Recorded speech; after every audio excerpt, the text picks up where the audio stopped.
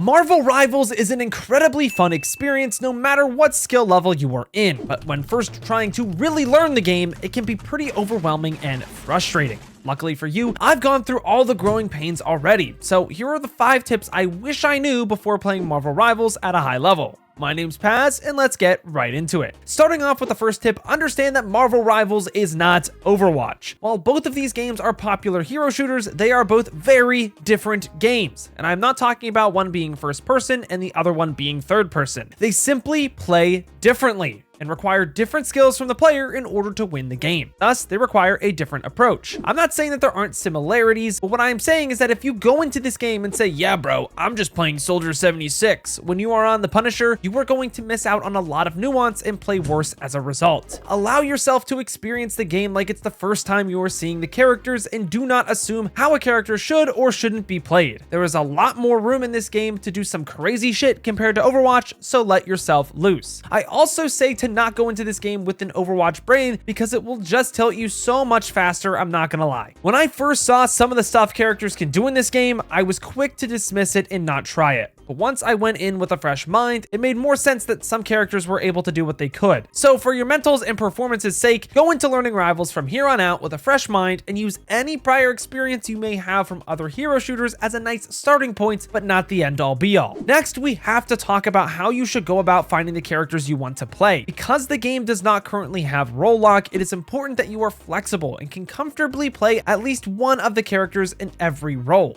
That being said, you should definitely have a role that you lean to when you're trying to climb. For example, I primarily play DPS and support in this game, with most of my time going to Star-Lord, Iron Man, Hela, Invisible Woman, and Mantis. That being said, I can still play Hulk when I have to if he doesn't get banned. I recommend you to stick to a role because this allows you to get much more consistent reps in to carry more games as a result, which you will have to do sometimes if you want to climb in ranked, no matter how high you go. It is cope for me to say that it doesn't matter to be flexible in this game. Some games you can simply win because you were willing to flex and the enemy team wasn't. You don't need to be God's gift to Magneto to win games on tank, but it definitely does help to have a cheeky tool to pick out every once in a while. Just make sure that you can play at least a little bit of the 3 roles. You'll have a better time as a result. The next tip might turn some heads, but it is that you actually need to respect your opponents in this game, especially if they are on support as well. This one is more geared towards DPS players, but it is still very important for every single role. Let's face it, Marvel Rivals is an easier game to aim in than some others in the industry. That being said, everyone is more accurate than you may be used to in the games that you came from. As a result, you will die for being careless in situations where you may not have gotten punished before in other games. So don't throw yourself at the enemy Punisher because he is half HP when you are on Star-Lord with full HP. You are just asking to get full beamed and die,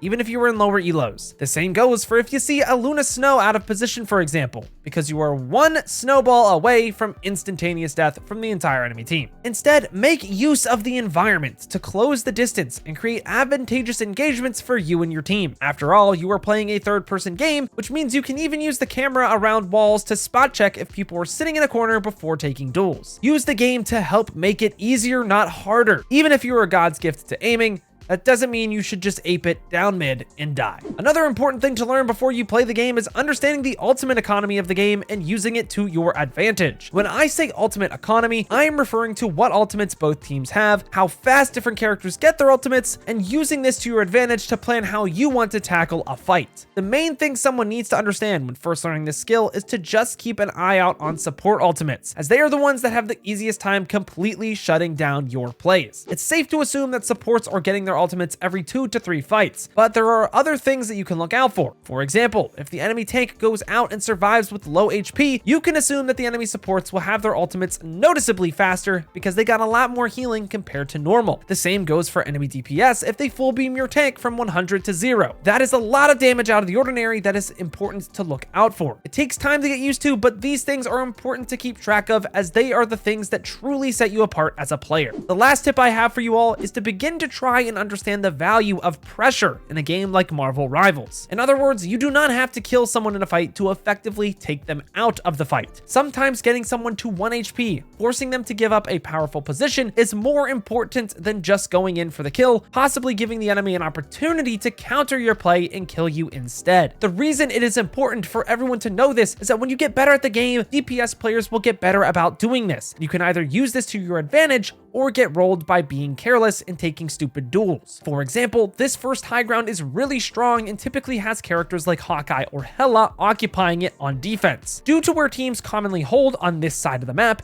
it is very difficult to eliminate a hit scan DPS up here by yourself on a character like Star-Lord or Psylocke, for example, since it is so easy for them to just walk backwards and get healing from their supports. So instead of just gliding in and dying as Star-Lord trying to win the 1v1, you can take the duel more methodically and slowly pressure them off of the position, clearing space for your supports and tanks, subsequently winning the fight by opening it up for the rest of your team and giving you more opportunities to safely eliminate everyone. This concept is something that even Grandmaster players don't quite understand, and is one of the main things that you can get away with very often in this game, simply because of how much mobility you have in this game compared to a game like Overwatch. And that closes out the 5 things I wish I knew before playing Marvel Rivals. Remember, this game is its own beast and requires a different set of skills than other games you have played in the past. Give yourself some time to think about this game at a deeper level, and you'll be back on the climb in no time. Thank you guys all so much for watching, but until next time, I've got to peace out and Paz out. I'll see you in the next one.